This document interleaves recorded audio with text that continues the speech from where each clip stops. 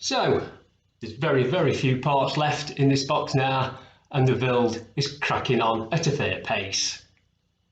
Welcome back to the Adrian Bar Project. I'm Adrian, with a face for radio, and on today's episode I'm going to be doing part 5 of my MPC round 2 1/48 scale Eagle transporter from space 1999. So cue the music.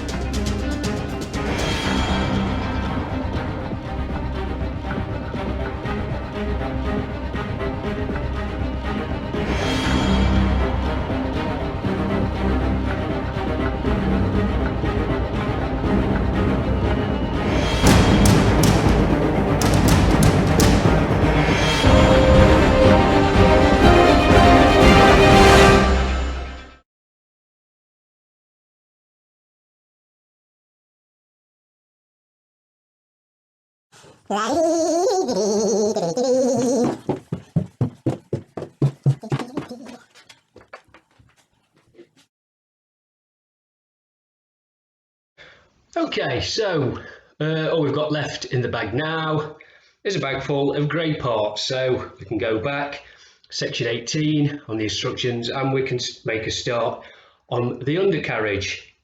We've already done the attachment brackets from part 17 in an earlier video, so they're all done and dried. So let's have a look at part 18, which is getting together, like I say, all the components that you need to make the undercarriage. Now I do suggest that you do this one at a time. Okay, so as we can see, first off, we're using parts 61A and 61B. Really easy, just glue the two halves together, and you have to make 4 of those. So that's easy enough, so you can do all 4 at once. As we can see in the photograph. Now, what isn't clear from the instructions is there's a front and a back to these feet. So if you look at this photo here, where I'm pointing, in the middle there's a vertical, and one is taller on the front than the one on the back. You want the taller bit, what I'm pointing to there, facing to the front, and on the rear of that is a shorter part. That is where the undercarriage can work, and it gives it enough clearance to go down. So like I say, it's not made clear on the instructions of this at all. A bit of a slip up there, I think, but just bear that in mind. Also, when we're looking at part 65, you have to get the part that has got the recess in facing the strut. Otherwise your legs won't move up and down, so just keep in mind of that. The only parts you need to glue on this part is part 62 and part 63. Everything else is a click fit, and you don't want to get any glue on those joints at all, or it won't work. Then when you've done, you will be left with an undercarriage. As you can see, I've put part 60 through the middle just to show you. This is going to have to be painted separately, of course, and have the spring attached. So you've done that, and when you've done, you should have 4 of these for each undercarriage, for each pod. And as you can see, there we have 4 undercarriage legs, and if you've done it correctly, they will move up and down freely like that. Of course, you've got to add this spring on yet. This is the springs that comes with the kit, I know a lot of people say it makes your eel sit too high with these and they get aftermarket springs, but I think if you work on them a little bit, you know, squish them down a bit, I think they're going to be fine myself. But like I say, as always, totally up to you where you want to go with it. So here we see, like I said, you do have a taller part at the front, you've got the smaller part at the back, so it does allow that movement up and down there, because if you put that part on there, it won't work. So there we go. Like I say, when it comes to gluing it on, what I did, I put, I've got something to point with, point on my finger, I point that part in first, glued it in, let it go off for a little while. Then when I came to put that part in, I just slipped that paint into place, slipped that on and glued it. I used the Tamir extra thin bead down this side just to ensure I wasn't getting anywhere near these joints here. And I say you don't want to get any glue at all on those joints. When it comes to painting as well, I'm going to have to be really careful as well not to slap the paint on too thick and make them seize up. But say thin your paints down and it shouldn't be a problem. So there we go, you got your 4 undercarriage struts. So that just leaves us to do the engine bells. If you look at section 36, you've got 4 engine bell thrusters to fit on to part Q58. Now I'd leave those off, paint them separately and do them at the end, and you can't put those on anyway onto the pods because it's got to be painted and decals put into position before you glue that on. Okay, so that takes us on to part 37, and that is doing the main drive engine bells and the vertical thrust engine bells, and they are all 2-part fits. Really easy. You've got 3 different types, A, B and C. As you can see from the instructions, like I say, it's just fitting 2 parts together, and when you have done, you will have 4 of each. Now I must say that for me, straight from the kit, I think they look fine, and as long as you can get a good metallic finish on them, I think you don't really need to go out and buy the aftermarket turned metal ones. They are a bit expensive for my taste. Yes, they look great, but like I said, if you're building it straight out of the box like I am, these are absolutely fine, I think. So like I say, the decision is up to you. And there we have our engine drive bells. So like I say, really easy to put together.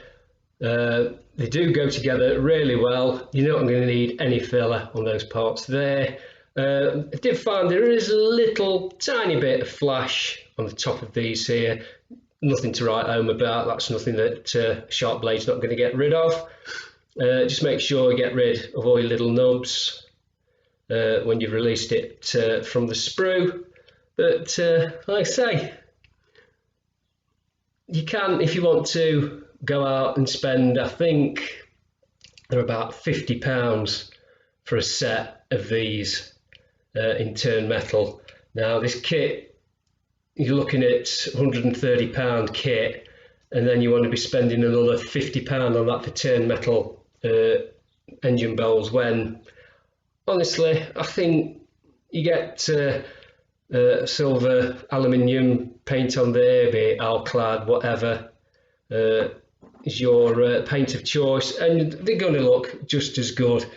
And personally, I'm not going to go out and spend 50 quid on something that I've already got in the kit already, which, like I say, I've got no grumbles about them at all.